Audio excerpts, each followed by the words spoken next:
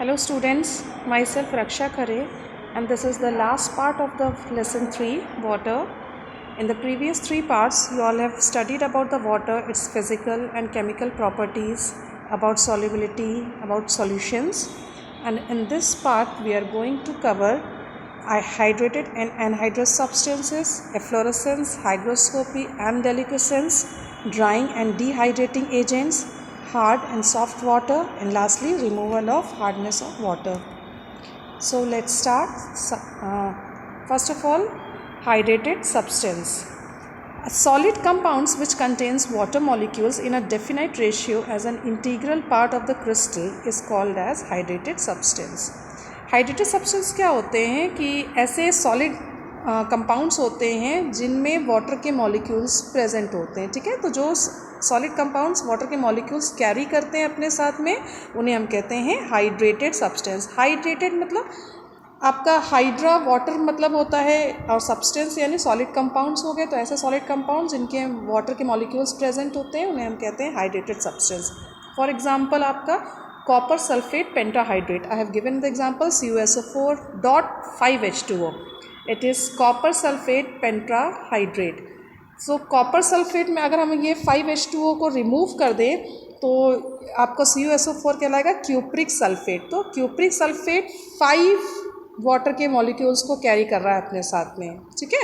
Cupric sulphate क्या है? 5H2O यानी 5 वाटर के मॉलिक्यूल्स को कैरी कर रहा है अपने साथ में। तो ये अब जब वाटर के मॉलिक्यूल इसके क्यूप्रिक सल्फेट के साथ ऐड हो गए तो ये क्या बन गया आपका? Copper sulphate pentahydrate. तो this is known as now hydrated substance. क्यों? क्योंकि ये अब अपने साथ में 5H2O मॉलिक्यूल्स को कैरी कर रहा है। Before that it was only a solid substance known as cupric sulphate, but now when water is added to it, it is called as copper sulphate pentahydrate. Okay, next, water of crystallisation. Water of crystallisation क्या होता है? The fixed number of water molecules present in the salt within the hydrated crystalline solid. First of all let's see what is crystallisation. Crystallisation क्या होता है? It is a process to form pure salt from impure salt. मतलब आपका impurities होती हैं salt में, उसको filtrate करके उसको हटा करके जो हम प्योर सॉल्ट लेते हैं उसे हम कहते हैं crystallisation. Then come to water of crystallisation. अगर हम वाटर ऑफ क्रिस्टलाइजेशन की बात करें तो जो सॉलिड सब्सटेंस यानी उस सॉल्ट में जितना अमाउंट में वाटर प्रेजेंट है, एक फिक्स अमाउंट में जो वाटर प्रेजेंट है, वो फिक्स अमाउंट को हम कहते हैं water of crystallisation. Again we are taking the same example, copper sulphate pentahydrate. In copper sulphate, copper sulphate is your salt, और इस सॉल्ट में 5 अमाउंट में आपका H2O यानी वाटर के मॉलिक्यूल्स प्रेजेंट है। तो this 5 is known as the water of crystallisation. Crystallisation आपका प्योर सॉल्ट हो गया, और वाटर ऑफ क्रिस्टलाइजेशन ये 5 अमाउंट में जो प्रेजेंट है वाटर इस सॉल्ट के साथ में, ये आपका क्या हो गया? Water of crystallisation. Okay, is that clear? Next, anhydrous substance. Anhydrous substance क्या होता है? The substances that does not contain any water molecules is called anhydrous substance. ठीक है, जैसे हाइड्रेटेड सब्सटेंस में वाटर के मॉलिक्यूल्स कंटेन करता है तो इसे हम कहते हैं हाइड्रेटेड सब्सटेंसेस। एनहाइड्रस में क्या होता है? आपका कोई भी उस पर्टिकुलर सॉल्ट में या सॉलिड कंपाउंड में आपका कोई भी वाटर के मॉलिक्यूल्स प्रेजेंट नहीं है, इन्हें हम कहते हैं anhydrous substance. For example NaCl, CuSO4, H2SO4, इनमें मैं कहीं भी H2O का नाम नहीं ले रही हूँ, है ना। तो ये आपका क्या हो गया? एनहाइड्रस सब्सटेंस हो गया। अगर मैं CuSO4.5H2O बोलती हूँ तो now this is hydrated substance, ठीक है। और 5H2O हो गया इसका water of crystallisation. Clear? Next, efflorescence, hygroscopy and deliquescence. Efflorescence. Certain hydrated salts when exposed to the atmosphere at ordinary temperature lose their water of crystallization either partially or completely. Such salts are called efflorescent salts. ठीक है, and the phenomena is called as efflorescence. Efflorescence मतलब क्या होता है? कुछ hydrated salts यानी कि ऐसे salts जिनमें कि आपके वाटर के मॉलिक्यूल्स प्रेजेंट हैं, हाइड्रेटेड, ठीक है। ऐसे सॉल्ट जिनमें आपके वाटर के मॉलिक्यूल्स प्रेजेंट हैं उन्हें हम क्या कहेंगे? हाइड्रेटेड सॉल्ट्स कहेंगे, ठीक है। ऐसे hydrated salts when expose to the atmosphere, जब वो एटमॉस्फियर में आते हैं तो क्या करते हैं, at ordinary temperature lose their water of crystallisation. ये क्या करते हैं, जो इसके साथ में हाइड्रेटेड सॉल्ट के साथ में जो वाटर ऑफ क्रिस्टलाइजेशन यानी जितने अमाउंट में वाटर उस सॉल्ट के साथ में प्रेजेंट है उसको क्या कर देते हैं, लूज कर देते हैं, हटा देते हैं। इधर पार्शली और कम्प्लीटली, या तो पार्शियली यानी आधी तरीके से, यानी कुछ अमाउंट में, जैसे आपका CuSO4 के साथ में 5H2O था तो हो सकता है CuSO4 जब आप एटमॉस्फेयर में उसको ला रहे हैं तो अपना कुछ अमाउंट में सपोज 3 मॉलिक्यूल्स ऑफ H2O हटा दिया, वाटर के मॉलिक्यूल्स हटा दिया, 2 हटा दिया, या कम्प्लीटली 5 के 5 मॉलिक्यूल्स हटा देगा आपको, इसे हम कहते हैं एफ्लोरेसेंट। इस पर्टिकुलर चीज़ को हम क्या कहते हैं, एफ्लोरेसेंट। फॉर एग्जाम्पल हमने वॉशिंग सोडा लिया हुआ है। वॉशिंग सोडा को जब आप बाहर एटमॉस्फेयर में रखते हैं, उसको पैकेट से निकाल करके बाहर रखते हैं, तो आप थोड़ी देर बाद देखते होंगे कि उसमें क्या होता है, वो पानी पानी छोड़ने लगता है, और थोड़ी देर बाद देखिए वो पूरी तरीके से क्या होता है, डिज़ोल्व होने लगता है। तो इससे हम क्या कहते हैं, वो जैसे ही एटमॉस्फेयर में ऑर्डिनरी टेम्परेचर में आता है तो अपना जो भी वो वाटर के मॉलिक्यूल्स कैरी किया रहता है उसको इधर पार्शियली और कम्प्लीटली वो उसे लूज कर देता है, ठीक है, हटा देता है अपने पास से, और सिर्फ उसके पास में क्रिस्टल्स बचते हैं, सॉलिड क्रिस्टल्स बचते हैं। इस प्रोसेस को हम कहते हैं efflorescence, right. Next, hygroscopy, the substance which attract and hold moisture from the surrounding air at room temperature are called hygroscopic and the phenomena is known as hygroscopy. इसमें क्या होता है, अब हाइड्रेटेड एफ्लोरेसेंस में आप हाइड्रेटेड सॉल्ट्स एटमॉस्फेयर में रख रहे हैं और वो अपने अंदर से वाटर को निकाल दे रहा है। हाइग्रोस्कोपी में क्या होता है, जब कोई भी आपका सॉलिड सब्सटेंस या कोई आपका सॉलिड मटेरियल जब एटमॉस्फेयर में आ रहा है तो एटमॉस्फेयर में जितना मॉइस्चर प्रेजेंट है उसको वो एब्जॉर्ब करके अपने आप को वेट कर लेता है। क्या कर लेता है, अपने आप को वेट कर लेता है। जैसे कि एग्जांपल में हम बात करें तो सेल्यूलोज फाइबर। सेल्यूलोज फाइबर क्या होता है, इसकी क्वालिटी होती है कि कितना आप इसमें वाटर अगर डालिए, मॉइस्चर वाटर रूम में जितना भी मॉइस्चर होगा उसको क्या करेगा, वो एब्जॉर्ब कर लेगा, ठीक है। फॉर एग्जांपल, बहुत सिंपल एग्जांपल के सेल्यूलोज फाइबर का मैं आपको दे रही हूँ। छोटे इन्फेंट बेबीज़ के लिए डाइपर्स आते हैं, ठीक है। ये डाइपर्स क्या होते हैं, जब उनको पहनाया जाता है, क्यों, उनकी टॉयलेट्स जो होती हैं उसको एब्जॉर्ब करते हैं वो, है ना।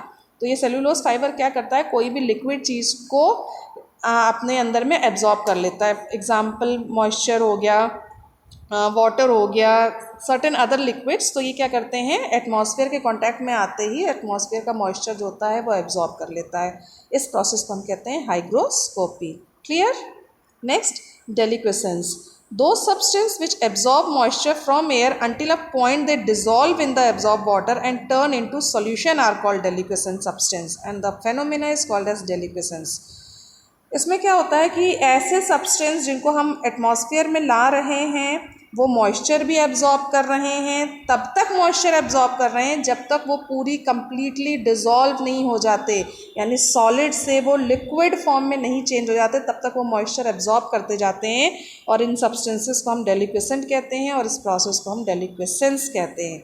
फॉर एग्जाम्पल कास्टिक सोडा, ठीक है। कास्टिक सोडा क्या करता है, आपका सॉलिड फॉर्म में होता है, आप उसको एटमॉस्फेयर में लेकर के आइए, वो धीरे धीरे एटमॉस्फेयर से मॉइस्चर अपने अंदर में एब्जॉर्ब करेगा और करते करते करते उस मॉइस्चर के साथ में वो जो सॉलिड फॉर्म होगा उसके साथ में वो डिज़ोल्व होता जाएगा, ठीक है। वो कम्प्लीटली लिक्विड फॉर्म में चेंज हो जाएगा और इस प्रोसेस को हम कहेंगे डेलिक्वेसेंस। क्लियर।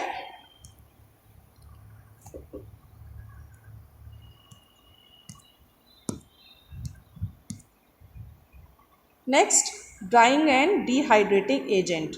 ड्राइंग एजेंट क्या होता है, it is a chemical which removes moisture and excess of water present in a substance, ठीक है, which is not chemically bounded to it. अब क्या होता है ड्राइंग एजेंट, ड्राइंग मीन्स आप नाम से समझ सकते हैं सुखाने वाला, ठीक है ना। एजेंट मतलब जो सुखाने के लिए यूज़ होता है वो एजेंट। जैसे कि हम लोग कोई चीज़ ढूंढते हैं या घर सर्च कर रहे हैं या फिर कोई चीज़, तो उसके लिए हर चीज़ के लिए एजेंट्स होते हैं ना, हम लोग उनसे मशवरा लेते हैं, उनसे हम लोग कंसल्ट करते हैं कि हमें ये चीज़ पर्टिकुलर इस एरिया में घर चाहिए, तो वो लोग आपको इजीली ढूंढ करके देते हैं। तो वैसे ड्राइंग एजेंट्स भी होते हैं किसी चीज़ से मॉइस्चर को रिमूव करने के लिए। सपोज़ कोई जैसे कि आपका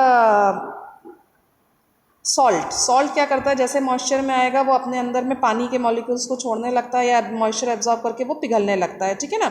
जैसे ही वो पिघलने लगता है, अगर आप उसके साथ में कोई ड्राइंग एजेंट डाल देंगे जो कि उस मॉइस्चर को एब्जॉर्ब कर सके, तो आपका सॉल्ट क्या होगा, वो सॉल्ट वैसे ही क्रिस्टल फॉर्म में रहेगा, सूखा रहेगा, और जो भी मॉइस्चर रहेगा वो ड्राइंग एजेंट अपने अंदर में एब्जॉर्ब करता जाएगा सॉल्ट से मॉइस्चर, तो सॉल्ट आपका क्या रहेगा, सूखा सूखा सा रहेगा, ठीक है। तो इन्हें हम कहते हैं ड्राइंग एजेंट्स, जो कि पर्टिकुलर सॉलिड सब्सटेंस को डिसॉल्व होने से यानी उनके वाटर मॉइस्चर को एब्जॉर्ब कर लेते हैं, ठीक है। It is given over which removes moisture and excess water present in the substance, ठीक है। जो रिमूव करते हैं मॉइस्चर और एक्सेस वाटर को सब्सटेंस से, उन्हें हम कहते हैं drying agents. For example phosphorus pentoxide, this is the very good drying agent. Phosphorus pentoxide generally हर जगह as a drying agent use होता है, जहाँ जहाँ यूज करने की बात होती है, it is the best drying agent. Clear. Next, dehydrating agent. Dehydrating agent removes water which is chemically bound to the substance. अब डिहाइड्रेटिंग एजेंट्स क्या होता है, एक ऐसे सब्सटेंस होते हैं जो कि वाटर या मॉइस्चर को एब्जॉर्ब तो करता है, रिमूव तो करता है, पर उस वाटर को जो कि उस पर्टिकुलर सब्सटेंस के साथ बाउंडेड है, यानी हाइड्रेटेड सॉल्ट्स में से, आपके हाइड्रेटेड सॉल्ट्स में से क्या होता है, हाइड्रेटेड सॉल्ट्स में क्या होता है, आपके वाटर मॉलिक्यूल्स उस पर्टिकुलर सॉल्ट के साथ प्रेजेंट होते हैं। For example CuSO4.5H2O, copper sulphate pentahydrate में आपका क्या था, वो पूरा का पूरा कॉपर वाटर जो था वो कॉपर सल्फेट के साथ में अटैच था, ठीक है, इस यानी बाउंड था, बंधा हुआ था। अब इसमें से अगर हमें सिर्फ कॉपर सल्फेट अलग करना है तो हम डिहाइड्रेटिंग एजेंट को उसके साथ मिला देंगे, और ये क्या करेगा, इसमें से वाटर मॉलिक्यूल्स को एब्जॉर्ब कर लेगा और सिर्फ आपको क्यूप्रिक सल्फेट आपका दे देगा, ठीक है। तो डिहाइड्रेटिंग एजेंट्स आपके क्या क्या होते हैं, सल्फ्यूरिक एसिड हो गया आपका, क्विकलाइम हो गया, सिलिका जेल हो गया, these are the examples of dehydrating agents. Next, hard and soft water. Soft water क्या होता है, the water that produces lather with soap. ऐसा वाटर में क्या होता है कि अगर सोप के साथ में आप वाटर के कांटेक्ट में लेकर के आएंगे और वो झाग फोम दे रहा, लैदर दे रहा, तो इसे हम कहेंगे सॉफ्ट वाटर। जितना ज़्यादा वाटर सॉफ्ट होगा उतना ज़्यादा आपका सोप क्या होगा, लैदर प्रोड्यूस करेगा, ठीक है। हार्ड वाटर जस्ट उसका अपोजिट, अगर वो लैदर प्रोड्यूस नहीं कर रहा है, वाटर जितना ज़्यादा हार्ड होगा सोप के साथ में बिल्कुल भी लैदर प्रोड्यूस नहीं होगा, तो वो वाटर क्या हो जाएगा, आपका हार्ड वाटर हो जाएगा, ठीक है। Next, causes of hardness. Hardness होती क्यों है, it is due to the presence of calcium and magnesium ions. क्या होता है, वाटर में कैल्शियम और मैग्नीशियम आयंस प्रेजेंट होते हैं। अब कैल्शियम एंड मैग्नीशियम आयंस आपका क्या होता है, फॉर्म ऑफ सॉल्युबल सॉल्ट्स होते हैं। ये क्या होते हैं, पानी में घुले हुए जैसे सॉल्ट्स होते हैं जो कि आपकी हार्डनेस को प्रोड्यूस करते हैं, वाटर में हार्डनेस लाते हैं, ठीक है। तो due to the presence of calcium and magnesium ions in the water, it makes the water hard, okay. Next, types of hardness. Hardness आपकी टू टाइप्स की होती है, टेम्पररी हार्डनेस और permanent hardness. Will see next slide.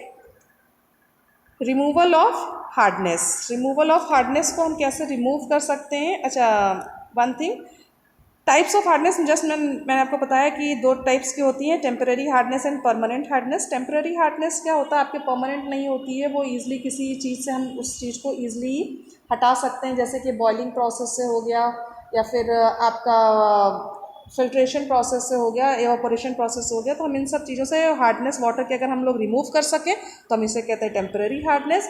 और permanent hardness क्या होता है, is due to the presence of soluble chlorides, मतलब जैसे आपकी कैल्शियम और मैग्नीशियम आयन के कारण में होता है, पर दीज टाइप्स ऑफ हार्डनेस को हम बॉयल करके भी नहीं हटा सकते, जो कि हमेशा परमानेंट हो जाता है हार्डनेस, और हम इनसे चाहे जितना बॉयल करें ये हार्डनेस जो होती है वाटर से नहीं हटती, इसे हम कहते हैं permanent hardness. Clear. Next, removal of hardness. हम किस तरीके से, जैसे कि हमने बात किया कि टेम्पररी हार्डनेस हम हटा सकते हैं, तो हम कैसे हटा सकते हैं temporary hardness. The removal of hardness of undesirable calcium and magnesium ions from hard water is called water softening. अगर हम वाटर से कैल्शियम और मैग्नीशियम आयंस के हटाते हैं, यानी हार्ड वाटर को सॉफ्ट वाटर में चेंज करते हैं, तो इस प्रोसेस को हम कहते हैं वाटर सॉफ्टनिंग, ठीक है। It can be removed by following methods. ये आपके दो तरीके से रिमूव किए जा सकते हैं। फर्स्ट है आपका removal of temporary hardness is done by boiling. Temporary hardness जो होता है वो आपका बॉइलिंग प्रोसेस से जा सकता है, और मैंने पहले भी आपको बताया कि टेम्पररी हार्डनेस आप बॉइलिंग प्रोसेस से उसे हटा सकते हैं। और परमानेंट हार्डनेस जो होता है वो आप कैसे, एडिशन ऑफ वॉशिंग सोडा। अगर आप वाटर में वॉशिंग सोडा को ऐड करते हैं तो आपका क्या होता है, ये रिएक्ट करता है वाटर के साथ में और उसकी परमानेंट हार्डनेस यानी कैल्शियम और मैग्नीशियम आयंस को वो क्या करता है, रिमूव करता है वाटर से, और आप प्योर वाटर यानी सॉफ्ट वाटर को क्या करते हैं, आप उसे ईजिली ले सकते हैं।